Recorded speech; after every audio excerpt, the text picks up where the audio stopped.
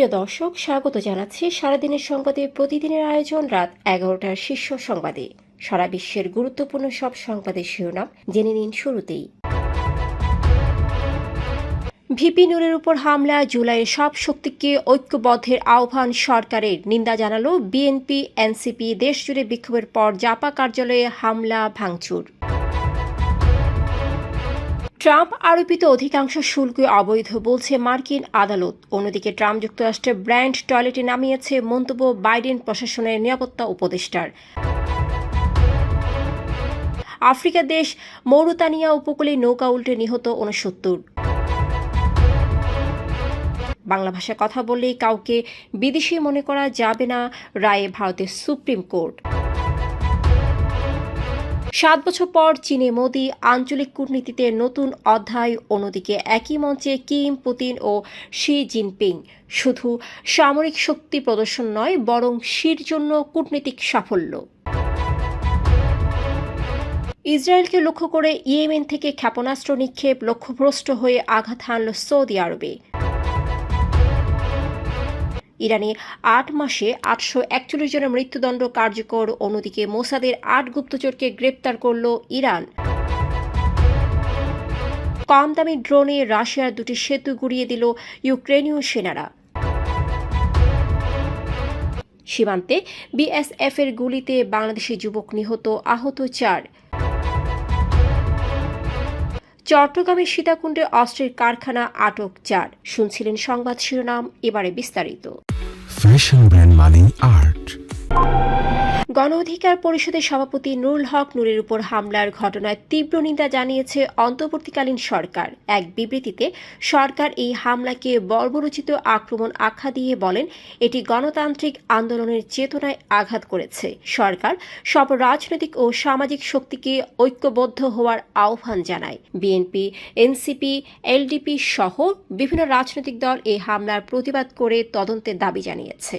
এদিকে হামলার প্রতিবাদে সারা দেশে বিক্ষোভ ও সড়ক অবরোধ হয়েছে। হামলায় জড়িতদের বিচারের আওতায় আনার দাবি উঠেছে এবং জাতীয় পার্টিকে নিষিদ্ধ করার আহ্বান জানানো হয়েছে। চট্টগ্রাম, গাইবান্ধা, ঠাকুরগাঁও, টাঙ্গাইল, ময়মনসিংহ, রাজশাহী সহ সারা দেশে বিক্ষোভ মিছিল ও প্রতিবাদ সমাবেশ অনুষ্ঠিত হয়েছে। বেশ কিছু স্থানে জাতীয় পার্টির কার্যালয়ে হামলার ঘটনাও ঘটেছে। মার্কিন প্রেসিডেন্ট ডোনাল্ড ট্রাম্পের আরোপিত বেশিরভাগ শুল্ক বেআইনি বলে রায় দিয়েছে আদালত, যা তার আন্তর্জাতিক অর্থনৈতিক নীতিতে বড় ধাক্কা হিসেবে দেখা যাচ্ছে। যদিও আদালত 14 অক্টোবর পর্যন্ত শুল্ক বহাল রাখার নির্দেশ দিয়েছে, ট্রাম্প প্রশাসন সুপ্রিম কোর্টে আপিল করার সুযোগ পাবে। এ রায় এমন সময় এসেছে যখন ফেডারেল রিজার্ভের স্বাধীনতা নিয়ে আরেকটি মামলা সুপ্রিম কোর্টে যাওয়ার সম্ভাবনা তৈরি হয়েছে, যা ট্রাম্পের অর্থনৈতিক নীতির বিরুদ্ধে আইনি সংঘাত বাড়িয়ে তুলতে পারে। এদিকে বাইডেন প্রশাসনের জাতীয় নিরাপত্তা উপদেষ্টা জ্যাক সুলিভান ট্রাম্পের শুল্ক নীতির সমালোচনা করে বলেছেন, এটি বিশ্বে আমেরিকার সুনাম ক্ষুণ্ণ করেছে। তিনি বলেন, ট্রাম্পের নীতি ভারতের মতো দেশগুলোকে চীনের দিকে ঠেলে দিয়েছে, আর এখন চীন অনেক দেশের কাছে আমেরিকার চেয়ে জনপ্রিয়। আফ্রিকা মহাদেশের মৌরিতানিয়া উপকূলে অভিবাসীদের নৌকা উল্টে অন্তত 69 জনের মৃত্যু হয়েছে। 29 আগস্ট এএফপির প্রতিবেদন অনুযায়ী এ দুর্ঘটনা ঘটেছে 27 আগস্ট। মৌরিতানিয়া কোস্ট গার্ডের এক কর্মকর্তা জানিয়েছেন, নৌকাটি এক শহরের আলো দেখতে পেয়ে কিছু যাত্রী একপাশে সরে গেলে নৌকাটি উল্টে যায়। কোস্ট গার্ড 17 জনকে জীবিত উদ্ধার করেছে। পূর্বে 49 জনের মৃত্যুর খবর দেওয়া হলেও পরে তা 69 জনে পৌঁছেছে। নৌকাটি 1 সপ্তাহ আগে গাম্বিয়া থেকে রওনা দেয় এবং এতে প্রায় 160 জন ছিলেন, যাদের মধ্যে গাম্বিয়া ও সেনেগালের নাগরিকরা ছিলেন। বাংলা ভাষায় কথা বলেন বলেই কাউকে বিদেশি মনে করা যাবে না বলে রায় দিয়েছে ভারতের সুপ্রিম কোর্ট। শুক্রবার দেওয়া এই রায়টি আদালত ভারতের সংবিধান ও মানবাধিকারের প্রেক্ষিতে বড় স্বীকৃতি হিসেবে দেখা হচ্ছে। এর আগে মামলাটি শুরু হয় তৃণমূল ও কংগ্রেসের সংসদ সদস্য সামিরুল ইসলাম এবং পশ্চিমবঙ্গ মাইগ্রেন্ট ওয়ার্কার্স ওয়েলফেয়ার বোর্ডের আবেদন থেকে, যেখানে অভিযোগ ছিল বিজেপি শাসিত রাজ্যগুলিতে বাংলাভাষী শ্রমিকদের বাংলাদেশের সন্দেহে আটক করা হচ্ছে, অথচ নাগরিকত্বের বৈধ কাগজপত্র দেখানোর সুযোগ দেওয়া হচ্ছিল না। সুপ্রিম কোর্ট বলেছে, বাংলা ও পাঞ্জাবি ভাষাভাষী মানুষের মধ্যে ঐতিহাসিক সাংস্কৃতিক সম্পর্ক রয়েছে এবং ভাষাকে নাগরিকত্বের মাপকাঠি বানানো যাবে না। আদালত কলকাতা হাইকোর্টকে নির্দেশ দিয়েছে এসব শ্রমিকের আটক বা ডিপোর্টেশন সংক্রান্ত আবেদন অগ্রাধিকারের ভিত্তিতে শুনতে হবে। 7 বছর পর চীন সফরে গেছেন ভারতের প্রধানমন্ত্রী নরেন্দ্র মোদী। জাপান সফর শেষে 31 আগস্ট ও 1 September Shanghai cooperation organisation SCO শীর্ষ সম্মেলনে অংশ নিতে তিনি চীনে পৌঁছান। সেখানে তাকে লাল গালিচা সংবর্ধনা দেওয়া হয়। মোদি এই সম্মেলনে চীনের প্রেসিডেন্ট শি জিনপিং ও রাশিয়ার প্রেসিডেন্ট ভ্লাদিমির পুতিনের সঙ্গে দ্বিপাক্ষিক বৈঠক করতে পারেন, যেখানে ভারত চীন সীমান্ত, আঞ্চলিক নিরাপত্তা ও অর্থনৈতিক সহযোগিতা নিয়ে আলোচনা হতে পারে। এটি 2018 সালের পর মোদির প্রথম চীন সফর। একই সময়ে 3 সেপ্টেম্বর বেইজিংয়ে শি, পুতিন ও উত্তর কোরিয়ার নেতা কিম জং উনকে সামরিক কুচকাওয়াজে এক মঞ্চে আনছেন, যা শির কূটনৈতিক সাফল্য হিসেবে দেখা হচ্ছে। বিশ্লেষকরা মনে করছেন শির পুতিন ও কিমের উপর সীমিত হলেও প্রভাব রয়েছে, যা ভবিষ্যতে গুরুত্বপূর্ণ চুক্তিতে কাজে আসতে পারে। ইসরায়েলকে লক্ষ্য করে ইয়েমেনের ইরান সমর্থিত হুতি গোষ্ঠী একটি ব্যালিস্টিক ক্ষেপণাস্ত্র নিক্ষেপ করেছে, তবে লক্ষ্যভ্রষ্ট হয়ে সৌদি আরবে পড়েছে।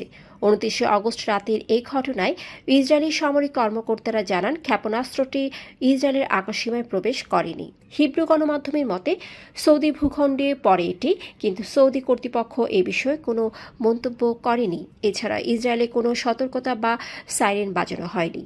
এই হামলা ইসরায়েলের বিমান হামলায় বেশ কিছু শীর্ষ হুতি কর্মকর্তা নিহত হওয়ার পর প্রতিশোধ হিসেবে চালানো হয়। টাইমস অফ ইসরায়েল জানিয়েছে 18 মার্চ থেকে গাজা উপত্যকায় হামাসের বিরুদ্ধে আক্রমণ শুরুর পর ইয়েমেনের হুতিরা 72টি ব্যালিস্টিক ক্ষেপণাস্ত্র এবং 23টি ড্রোন ছুড়েছে, যার মধ্যে কয়েকটি সফলভাবে লক্ষ্যবস্তুতে আঘাত হানে।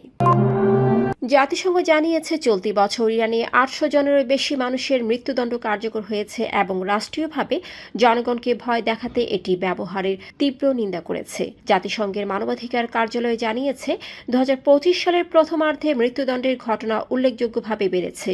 28 আগস্ট পর্যন্ত 841 জনের মৃত্যুদণ্ড কার্যকর হয়েছে, যা আরও বেশি হতে পারে। এদিকে ইরানের ইসলামী বিপ্লবী গার্ড কর্পস IRGC 8 জনকে গ্রেপ্তার করেছে, যারা ইসরায়েলকে সেন্সরশিপ সম্পর্কিত তথ্য সরবরাহের অভিযোগে আটক হয়েছে। তাদের বিরুদ্ধে অভিযোগ, তারা জুন মাসে ইরানে ইসরায়েলের আক্রমণের সময় মোসাদকে তথ্য দিয়েছে এবং মাশহাদ সহ গুরুত্বপূর্ণ স্থানে হামলা চালানোর চেষ্টা করেছে। রাশিয়ার বেলগোরোদ প্রদেশে ইউক্রেনীয় সেনাবাহিনী কম দামি ড্রোন ব্যবহার করে দুটি গুরুত্বপূর্ণ সেতু ধ্বংস করেছে। শুক্রবারে এই হামলায় ব্যবহৃত ড্রোনগুলো বাজারে সহজলভ্য সস্তা যুদ্ধাস্ত্র। সেনাবাহিনীর 58তম সেপারেট মোটরাইজড ইনফ্যান্ট্রির এক কর্মকর্তা CNN-কে জানিয়েছেন, গোয়েন্দা সূত্রে জানা যায় যে রুশ বাহিনী সেতুর নিচে মাইন স্থাপন করেছে। প্রথম পর্যবেক্ষণ ড্রোন দিয়ে নিশ্চিত করা সম্ভব হয়নি, তবে ফার্স্ট পার্সন ভিউ ড্রোন দিয়ে মাইনের উপস্থিতি যাচাইয়ের পর একই ধরনের ড্রোন পাঠিয়ে পরবর্তীতে আরেকটি সেতুর পরিস্থিতি নিশ্চিত করা হয়। সিলেটের কানাইঘাটে ডোনা সীমান্তে ভারতীয় সীমান্তরক্ষী বাহিনী BSF এর গুলিতে আব্দুর রহমান নামে এক বাংলাদেশি নিহত হয়েছেন এবং আরও 4 জন আহত হয়েছেন। কানাইঘাট থানার ওসি আব্দুল আওয়াল জানিয়েছেন, শনিবার বিকেল 5টা পর্যন্ত তার লাশ সীমান্তের 0 পয়েন্টে ছিল এবং BSF এর সঙ্গে যোগাযোগ করে লাশ হস্তান্তরের প্রক্রিয়া চলছে।